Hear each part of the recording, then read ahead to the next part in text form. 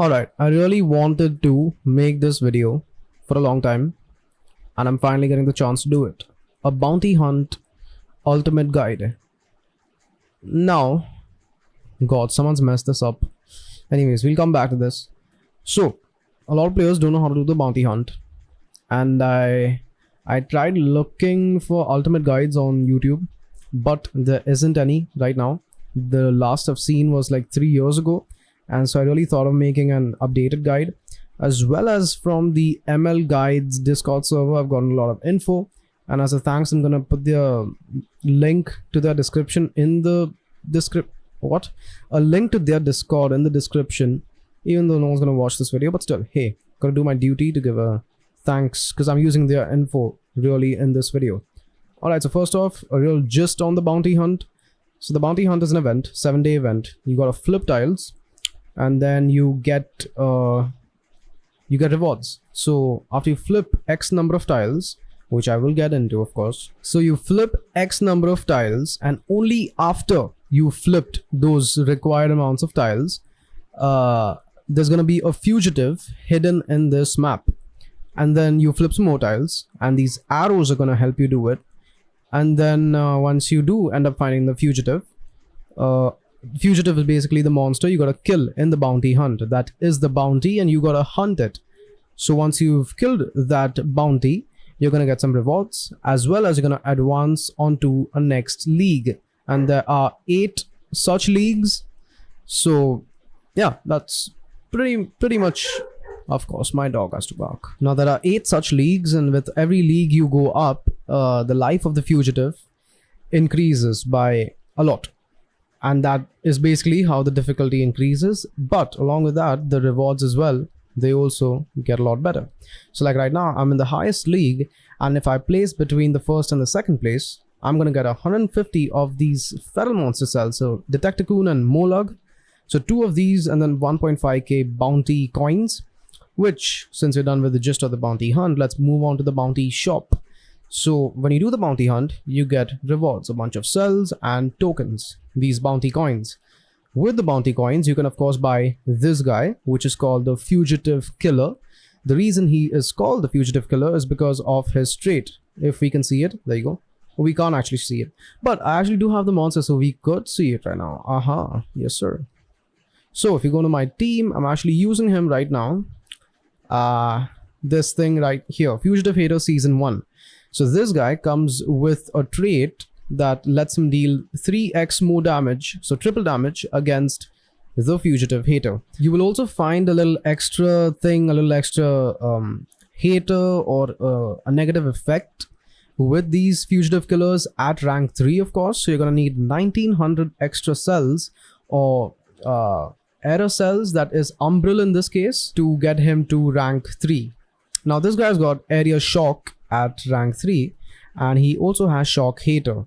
So shock hater plus the area shock plus the fugitive hater, so he's dealing 6x more damage, which is a lot of damage, adding up with, like, you know, Roger's elemental haters or this guy's dodge area hater, and so on and so forth. So that's about that. And then also you've got more better rewards, not better rewards, but you got a bunch of other things to buy with these tokens. So some ferals, some more monsters, basically a lot of monsters. Yeah, so a bunch of cells. I believe you could pick up a lot of rank 1s and 2s and 3 monsters from this. So definitely an amazing event rather. Now with all of that said, that is basically the gist of how the bounty hunt event works. Now coming to how you play the event. So this is how you don't play the event. All right, let me actually refresh the bounty hunt. So right here we have 4 players in my pool. So how do I know these are 4 players, right? Because there are not we don't have 10 players yet. Once you have 10 players, most of them are going to be bots. All right. And the thing is, hear me out, alright, you need a bunch of bots. Bots are your friends. So we have 4 players right now, 4 real players. We could potentially get more players, real players. And the thing that's going to happen is only 2 of us are going to get these amazing rewards. And the rest are going to get some really comparatively bad rewards. So as you enter the bounty hunt, let's say this is a very new page and I have flipped one tile. I will flip another tile. All right, there you go, one random tile. So I have flipped two tiles now, just assume hypothetically. So now I've flipped two tiles. I've got 3 attacks remaining.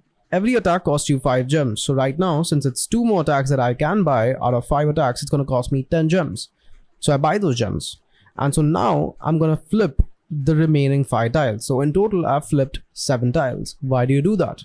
Let us say that there are 2 players in my pool, and that is why in the beginning I said this is completely messed up, because 2 players are not going to get good rewards. So let's say you've got 2 players in your pool. Both of those players have done what I just did, flip 7 tiles. The remaining of the slots, so basically 8 slots, are going to be filled with bots instantly. So if we look at this recording that I did on my phone yesterday, I guess, it was a very good example of what I was just talking about. So I go into the bounty hunt, and then here we have the map, and if you look at these are all bots over here from rank 10 till the very top. Can I scroll up? Let's actually go back. Let's go back. Let's go back. Let's keep going back. Oh god, let's just let's scroll. All right, so I go in the bounty hunt, and then let me pause real quick. All right, there you go. So me right here and Hackery are 2 real players. The rest are bots.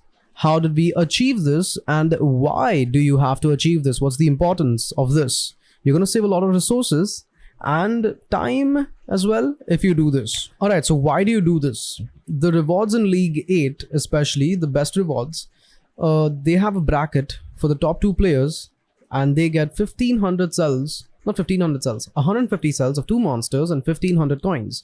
And the second and the third place and below that gets significantly lesser rewards comparatively, right? So if you do this particular thing,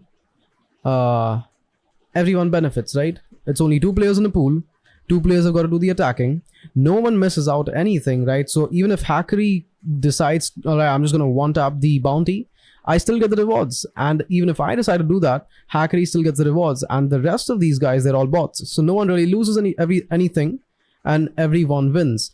As opposed to this thing right here, where there are 4 players and no one has flipped 7 tiles, and 2 players out of these 4 are not going to get the 1500 coins and the cells and all that stuff, right? So what exactly do you have to do?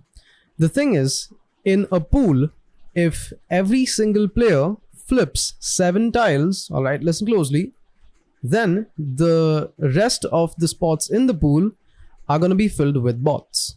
All right, so in a pool, if there are 2 players, both of those players flip 7 tiles each, then only the rest of the spots are going to be filled with bots. So in this case, since there are 4 players, well, it's a good example. All 4 of these players will have to flip 7 tiles for the bots to come in, and in this case, only 6 bots can come in as opposed to 8 bots, right? And the number of bots, right? The more number of bots, the better. And I'm also going to get into that in some time. But over here, I have flipped my 7 tiles. Alejandro has flipped his 7 tiles. FaZe has flipped his 7 tiles. But the 4th guy has not flipped his 7 tiles. I think he's only flipped 5 tiles. So now once the 4th guy flips 2 more tiles, we're going to be filled with 6 more bots. So now we have to wait for the 4th guy to flip 2 more tiles, and then we're going to have 7 flips per player. And since each player in the pool has 7 flips, the rest of the spots are going to be filled with bots. Now, once you've done everything correctly, your map should look something like this, with a bunch of arrows. And let's get on to the bots now. So let's say you've got 2 players. 2 players have flipped their 7 tiles. And now since both of them have flipped 7 tiles each, the pool is going to be filled with 8 bots. So now you've got 8 bots. Now what do bots do? Every 30 minutes, each bot is going to flip 1 tile. So in 30 minutes with 8 bots, you're going to have 8 tiles flipped. In 1 hour, you're going to have 16 tiles flipped. In 1.5 hours, you're going to have 24 tiles flipped.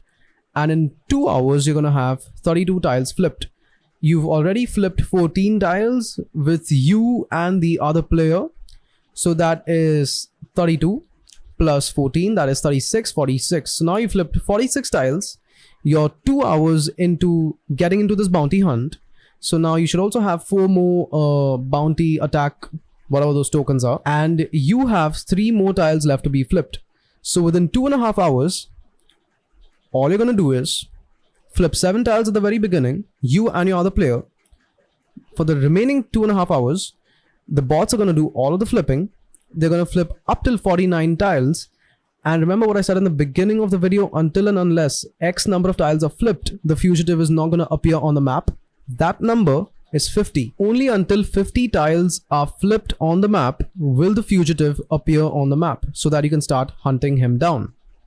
Until then, these arrows are just going to point to loot bags, which you actually don't want to collect. You want to have a bunch of arrows so that when you actually do have the fugitive, these arrows are going to point in the direction of the fugitive, and finding the fugitive is going to take you just like 1 or 2 clicks.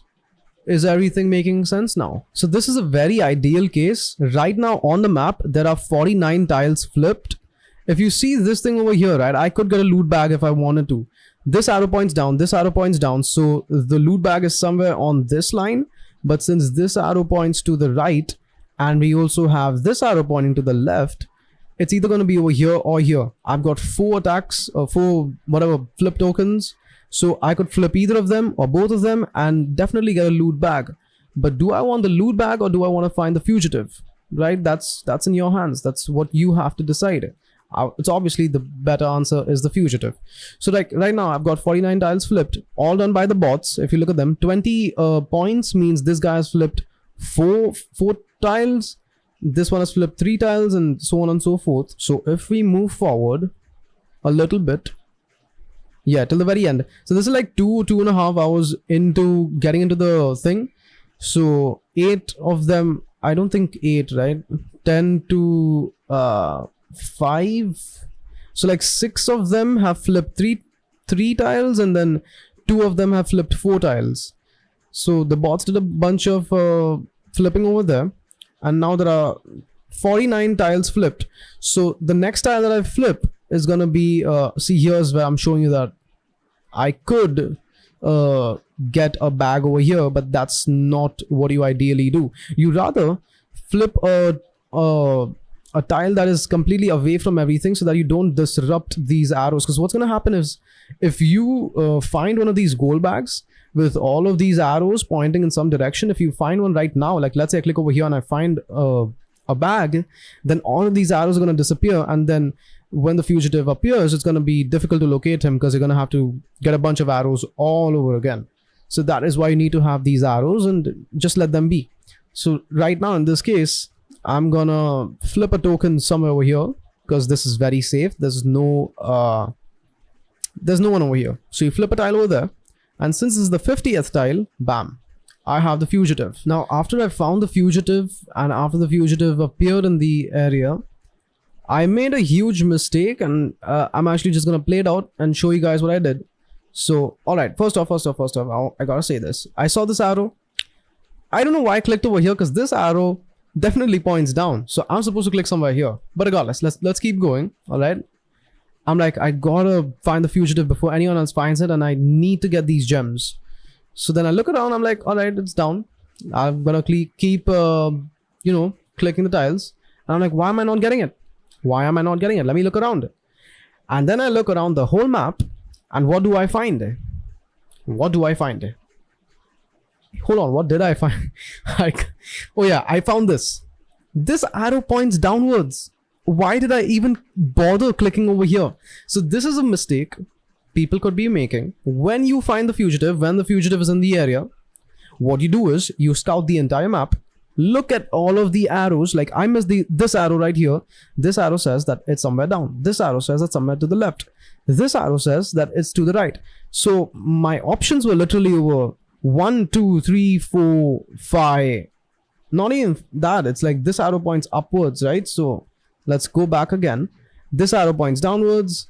It's this one, or this one. So the fugitive is hiding literally in one of these 3 tiles over here.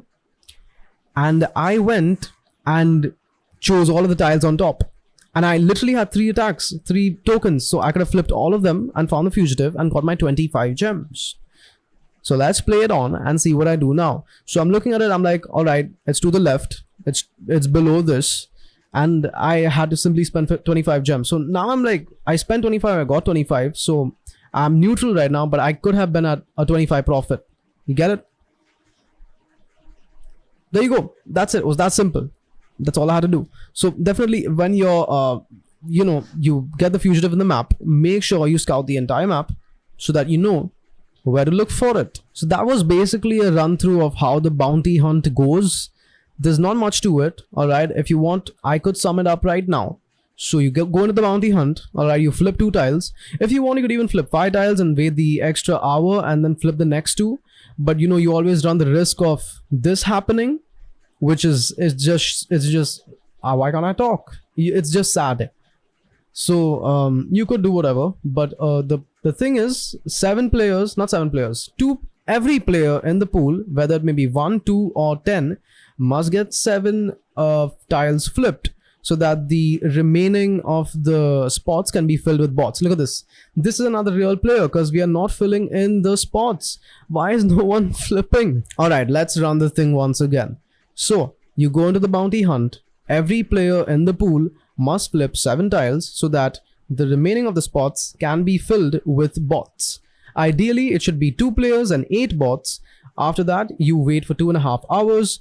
The bots are gonna flip tiles every 30 minutes. So since you have 8 bots, they're gonna flip a tile each in 30 minutes. So 8 flips in 30 minutes, and then 8 times 4 is 32. So 32 flips in 2 hours.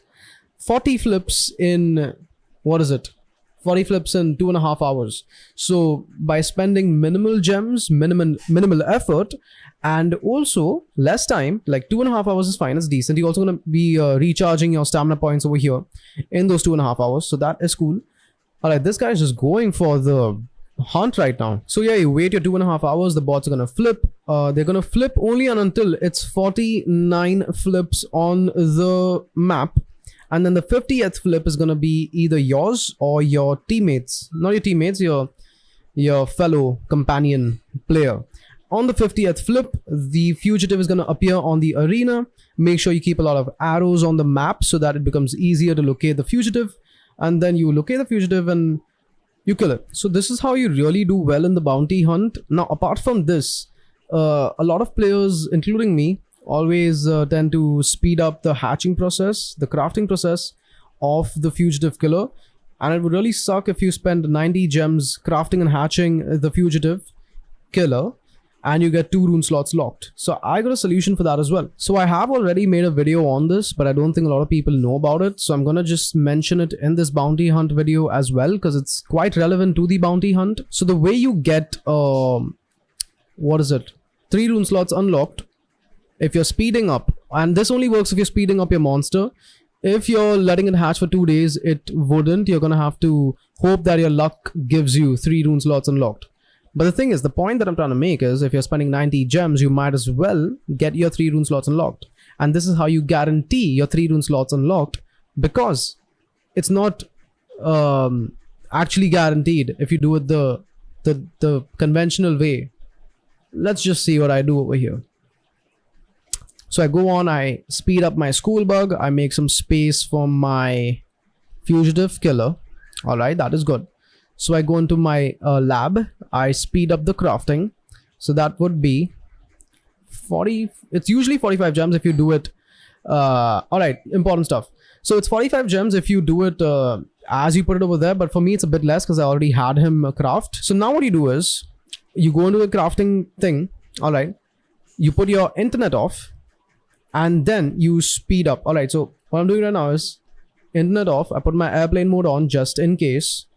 I'm gonna go a bit further, and then I'm gonna speed up the gems. So 40 gems, all right, speed it up. I'm gonna hatch him, and then my internet is off right now. All right, what I'm gonna do is I'm gonna speed it up. If I get 3 rune slots unlocked, it's fine, I take it. But if I get 2 of them locked, what I do is I close the game, and then I put my internet back on, and then I log in. And so none of my progress is saved. And so I do the whole thing again, and then I could get 3 rune slots unlocked. And the time you get 3 rune slots unlocked, like this time, I think I got on my first try. Yeah. So since I got on my first try, I reconnect. So there you go. I got 3 rune slots for the 90 gems that I paid, and I won't have to pay an extra 45 gems to unequip the remaining slots on the Fugitive Killer. As well as an extra tip, get your skills and all that stuff. That's fine. The Fugitive Killer should have some specific relics. Like for the sword, it should have the laser beam sword, and for the mask, it should have the Balthazar's mask. The reason being, they increase strength, right? So this one increases strength by 2,500 points, and the laser beam sword increases it by what, 4,000 points. I think once it's at level 40, it increases it by 5,000 points or something. I think I level it up right now. So at level, where is it? Does it not show? At level 40, yeah, it's 5,040 points. So definitely get the laser beam sword and the Balthazar's mask. Alright, so that said, that is all you need to know for the bounty hunt. This was the ultimate guide. I hope you enjoyed. I hope it was informative. There's going to be a link to the ML Guides Discord server, the place from where I learned all of this stuff. And yeah, make sure you do all of this and help each other out in the community. At the end of the day, if you do all of this stuff, everyone wins. If you don't, some win, some lose. So if you do what I just told you to, like the ideal bounty hunt, everyone wins and no one loses. So hey, why not? That said, thanks for watching and happy hunting in the hunt.